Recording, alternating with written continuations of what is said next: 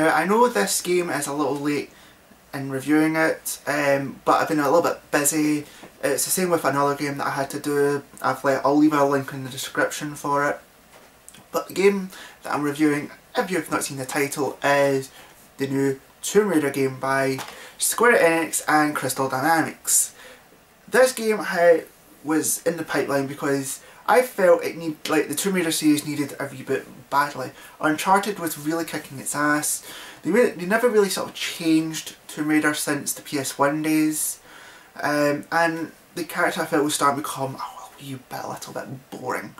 So I was all up for this reboot, and all I've got to say, it's the best game I've played this year by far. The story is actually pretty damn good. I feel the story is legit and a legit reason. You know, Lara and her crew are on this ship to go and discover this island. You know, to discover a past heritage and whatnot. I think it was someone's crew's ancestor, and they get caught in this storm. And not only are Lara is now stranded on this island and trying to find her crewmates, but there's other people on this island, and they're not the friendly type, and so Lara has to now survive between, the animals and these guys. Let's talk about the gameplay. The gameplay is kind of like a mix of quite a lot of things. I kind of feel it's a mix between like Uncharted 2, Resident Evil 4, and I'm probably going to say Batman Arkham Asylum. Arkham City, possibly yes, but it's a mixture of all those in this one little game, and no wonder this game's absolutely brilliant, amazing, because of all those kind of styles. Like, you have this sort of survival instinct of, Uncharted. You're climbing up stuff, and there's all these quick time events, and you've got these weapons, and then you've got the kind of the backtracking of it. You're always moving forward. Like Resident Evil 4, you never kind of go back quite a lot. You're always kind of moving forward, and even if you do go back, the environment is different every time you go.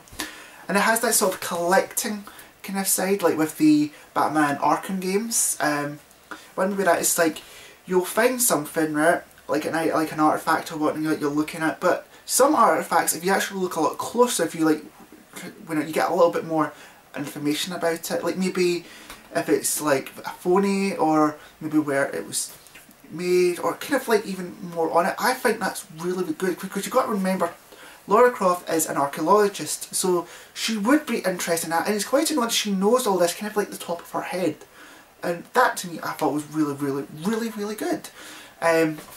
What's also quite good is there are some tombs that you do have to raid.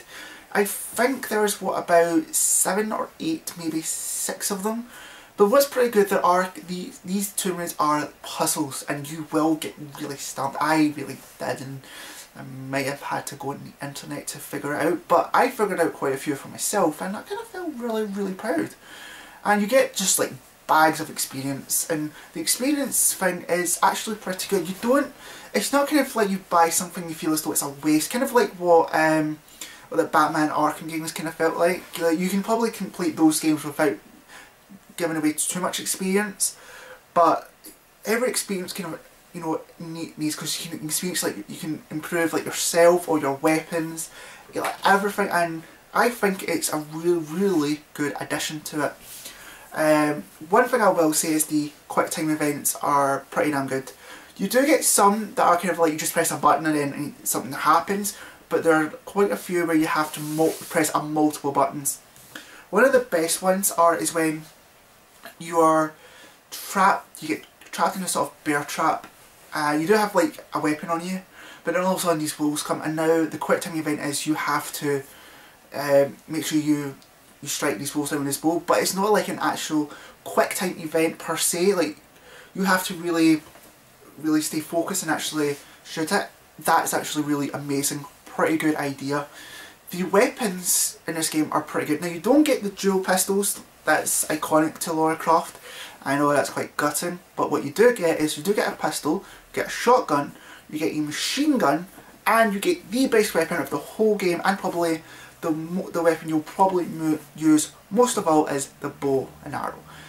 I mean, I don't know what it is with bow and arrows these days. Ever since last year with Hawkeye, Hunger Games, Arrow TV series, and there's probably been another like kind of like Arrow sort of things, but the bow and arrow's become very, very, very popular lately, and it just works well with this game. I mean, everything about it is really, really good.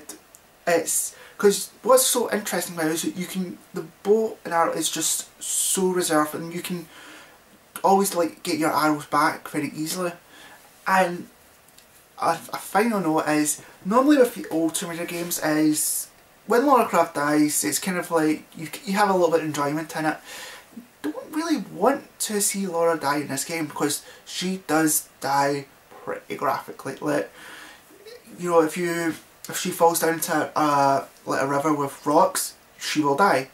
You know, there's points when she's swinging from like trees and whatnot, and if she missed maybe something, she will then get slammed right into the tree and she'll die. It's very graphic in that sense, and to be honest, really kind of cool that they actually did that. Now you're probably thinking I have no criticism whatsoever, this is like a perfect game, blah blah blah blah blah, no criticisms.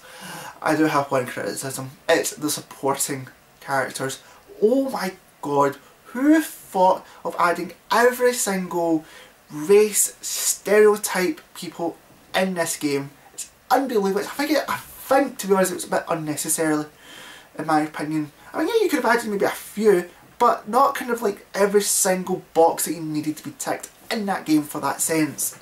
Because it just kind of felt a bit like a comedy in a way. Like, why would you have all these kind of different sort of races in this one like sort of ship? And they play the kind of their stereotypes and to their race very, very well, I think. And it just felt a bit like we didn't really need that in this game. I would have liked it maybe it was just like a couple, but not kind of like nearly every single freaking one. Will I say for you to go and buy it? Hell yes! This, I mean, this is just like the one game you won't probably, in my opinion, won't really get bored with, because even if you complete it on normal mode, there is hard mode, and it has that kind of like percentage thing as well, so if you miss anything on it, like you can always go back to it, like, you know, like most games do, but you can always go, do you know what, I'll start a harder difficulty and try and see if I can find them all this time, and it does get a lot harder. I absolutely love that, and I'm actually going to buy it on another system, because the game I'm showed is actually my brother's and I want it for my own, you know, because I'm that kind of person.